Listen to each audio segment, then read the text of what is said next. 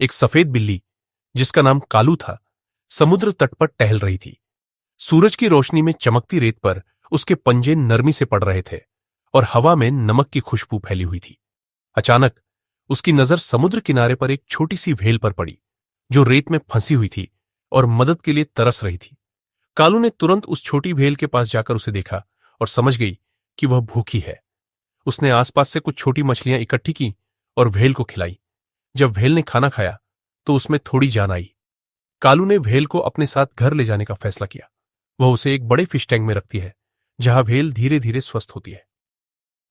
कुछ हफ्तों बाद जब व्हेल पूरी तरह से स्वस्थ हो गई, कालू ने उसे वापस समुद्र में छोड़ने का निर्णय लिया।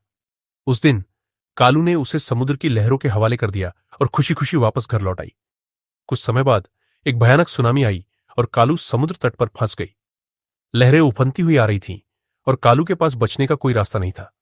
वह एक तैरती हुई लकड़ी को पकड़कर खुद को संभालने की कोशिश कर रही थी।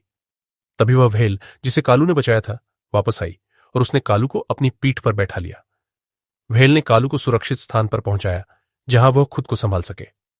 आप लाइक और सब्सक्राइब नहीं करोगे बेचारी कालू के लिए?